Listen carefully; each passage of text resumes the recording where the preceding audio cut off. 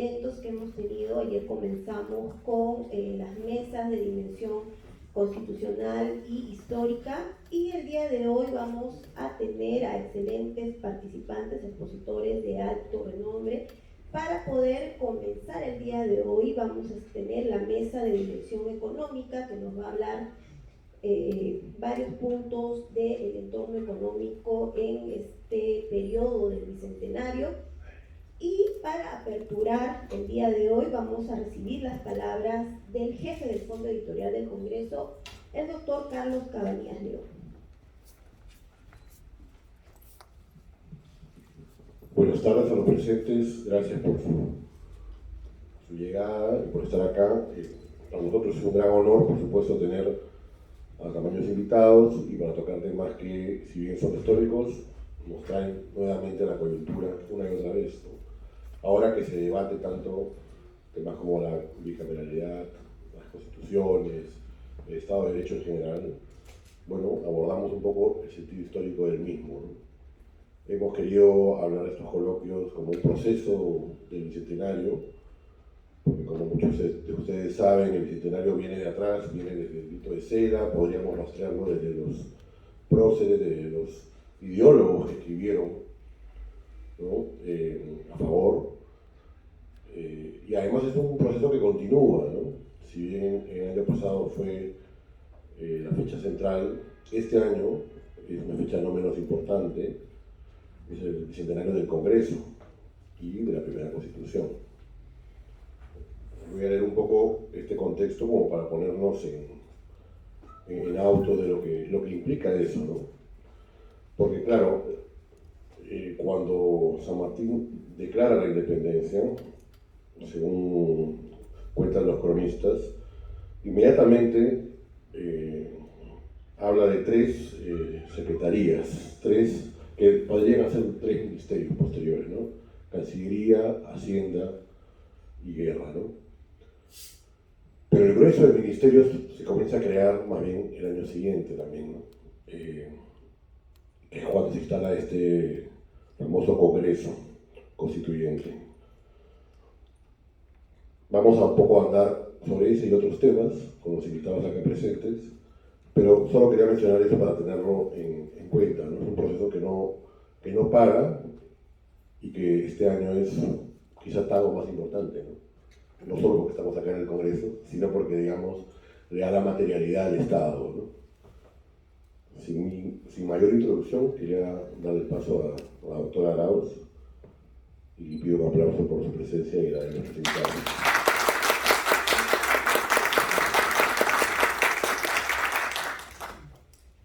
Como primera expositora tendremos a la doctora Mercedes Arauz Fernández. Ella es economista, catedrática universitaria y política peruana. Se desempeñó como congresista de la República, fue vicepresidenta del Perú en el gobierno de Pedro Pablo y presidenta de la PCM. ¿Le damos un fuerte aplauso?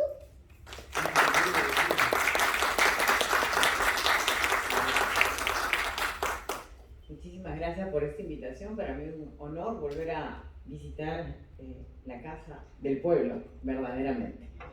Aquí hemos estado también varias veces peleando por diferentes normas, así que para mí es un gusto participar en este evento. Bien, voy a entrar un poquito en materia para ubicarnos, ¿no? Voy a usar un poco de referencia a un trabajo que hizo un colega amigo que ya falleció, Bruno Seminario, que habla de, él hizo una recopilación muy interesante de cifras económicas desde, digamos, las épocas del virreinato a nuestros tiempos y muestra los ciclos económicos que ha tenido el Perú. La independencia que nos dio la posibilidad de ser lo que somos hoy día, una nación unificada, también fue un periodo muy difícil, un periodo que económicamente fue una guerra y evidentemente generó un shock enorme en la economía de nuestro país. Solo equiparable, digamos, a la Guerra del Pacífico, que fue el otro shock del siglo XIX, que fueron shocks que retrocedían 30 o 40 años a nuestras naciones. Estamos hablando de una etapa donde se dividió, por ejemplo, entre la independencia y las guerras civiles que hubieron posteriores, y luego las diferentes divisiones territoriales a las que fuimos sometidos desde la independencia, a una pérdida económica importante para nuestro país.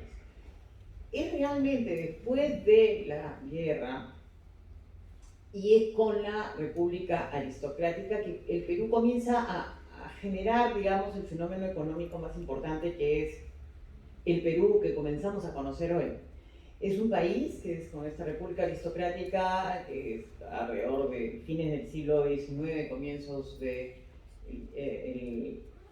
XX, que comienza a conformar su estructura productiva, que no es una estructura productiva muy diferente, además de la estructura productiva que teníamos siglos antes. O sea, el Perú era y será un país minero. O sea, tenía una base minera muy importante que le generaba recursos de relevancia, más una agricultura importante, como la que vivimos hoy día. Una agricultura exportadora que también genera recursos importantes y empleo para el desarrollo del país. Es, digamos, que en ese periodo que comienza a conformarse cierto fortalecimiento. Hay momentos de crisis como la crisis del 29, que obviamente vuelve a generar un debacle, pero volvemos a recuperarnos. Luego vuelve a aparecer un proceso muy importante que es de urbanización hacia los flujos, sobre todo de las ciudades, en particular de la costa norte, la ciudad de Lima, que comienza a fortalecerse en términos de urbanización. Y hay un elemento importante que comienza a tener importancia, que es todo el desarrollo que hay alrededor de las vías de comunicación. Que las vías de comunicación, sea la Panamericana Norte, la Carretera Central, son herramientas que vinculan a nuestra sociedad de una manera diferente, cambiando los balances regionales, y es por eso que el desarrollo del norte es tan importante en nuestro país como una fuente importante de riqueza para nuestra región. Pero eso tuvo también procesos de crisis posteriores, y bueno, después de ya en los 50, como digo, la urbanización, el auge minero vuelve, pero volvemos otra vez a crisis políticas que nos desarman, y es realmente hasta el ciclo que comienza en los 90 que comenzamos a hablar de un nuevo ciclo de auge económico. Y ese ciclo de auge económico se ha visto reflejado hasta hace no mucho, básicamente afectado por dos fenómenos. Uno, la crisis sanitaria, que nos ha hecho mucho daño y somos muy sensibles a catástrofes, sean físicas o como un terremoto o cosas por el estilo, o catástrofes sanitarias como las que hemos visto como pandemias y epidemias. Y el otro fenómeno que yo llamaría otro tipo de epidemia, que es la crisis política, ¿no? Que la crisis política realmente no correspondía para un Perú que había avanzado tanto. Y aquí voy a hacer referencia a un gobierno que compartimos Lucho y yo, donde hicimos política económica justamente para evitar que cayéramos otra vez en estos ciclos tan duros de caídas y poca recuperación, que fue el gobierno del presidente García. Se sentaron muchas bases económicas para un desarrollo articulado de la inversión pública, de la apertura comercial para asegurar actividades productivas que fueran sólidas y que caminaran hacia el desarrollo del país. Se redujo de manera importante la deuda, y le voy a dejar ese espacio al Lucho para que hable más de esa política para la reducción de deuda y menor dependencia económica en términos del financiamiento, con fuerte manejo fiscal y monetario, con reformas que han sido muy sólidas, ¿no? Yo diría, sobre todo con un fortalecimiento institucional de instituciones como el Banco Central de Reserva, la Superintendencia de Bancos y Seguros y otros, y con un entorno amigable a la inversión privada, nacional o extranjera. Porque cuando se les dice que aquí hay privilegios a la inversión extranjera, es falso. Los contratos ley son para peruanos o extranjeros. Ahí no hay discriminación, hay trato nacional a la inversión privada. Entonces, una política de libre comercio con políticas sociales también bien focalizadas, con libre comercio, con libre mercado, nos permite acceder. Hemos sido capaces de reducir pobreza del 60 al 20%, hemos sido capaces de ser los países con mayor crecimiento de América Latina desde, en particular, los años, desde el 2000 a la fecha, digamos. Hemos sido los que hemos tenido en promedio el mayor nivel de crecimiento económico, grado de inversión y una multitud de tratados comerciales que nos abren mercados, nos permite acceder a múltiples mercados, y no solo pues para las materias primas, que ellas caminan solas, no necesitan tener ese acceso, sino actividades productivas generadoras de empleo como es el mundo agrícola. Que si a eso le pusiéramos más herramientas, como es el mundo forestal o al mundo acuícola o al propio turismo, recordábamos hace pocos días, 15 años, Lucho, puedes acordar, 15 años que hicimos Machu Picchu, una de las nuevas 7 maravillas, y el impulso que le dimos al turismo con esa acción, simplemente de trabajar juntos los peruanos, mirándonos hacia una estrategia de desarrollo. Difícilmente cosas así suceden, son procesos productivos, procesos de política, y yo recuerdo mucho conversar con el presidente García de este tema, porque creo que es relevante recordar eso, ¿no? Comparábamos el crecimiento del Perú durante su periodo y al mismo tiempo en el periodo de Lula. Mientras Lula gastaba mucha plata en programas sociales, nosotros gastábamos modestamente. Nuestra forma de reducir pobreza fue generando empleo. Y eso cambió mucho nuestra sociedad.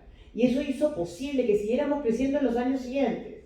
Lamentablemente, este proceso se fue cortando por un debilitamiento de las buenas instituciones que tiene el Estado, y en segundo lugar, porque hemos generado una crisis política totalmente innecesaria. Ya mi opinión sobre ese tema la han escuchado muchas veces, pero eso ha generado que hoy día pues, un cierre del Congreso, un Congreso que no hacía buenas políticas públicas, fue el Congreso del 2020 al 2021, un nuevo Congreso que tiene que asumir con responsabilidad su rol político e histórico en estos momentos, y un Ejecutivo que no entiende cuál es su rol en la historia, nos debilita. Y es el momento entonces nosotros de hacer una reflexión a fondo de cómo mejorar nuestras políticas públicas realmente, gestionando bien, no generando déficits fiscales que sean imposibles de manejar, porque eso nos lleva más a endeudamiento. Nos encontramos además en un ciclo, porque el Perú se mueve también con los ciclos económicos del mundo, en un ciclo recesivo, y nosotros vamos a caer en ese proceso de recesión si nosotros no le damos la vuelta a este tema. Entonces es muy importante que nos pensemos con responsabilidad en el diseño de las políticas públicas, en la gestión de las políticas públicas y en el fortalecimiento de las instituciones que hacen posible que haya una economía social de mercado que tenga los impactos reales en el bienestar de la población. Gracias.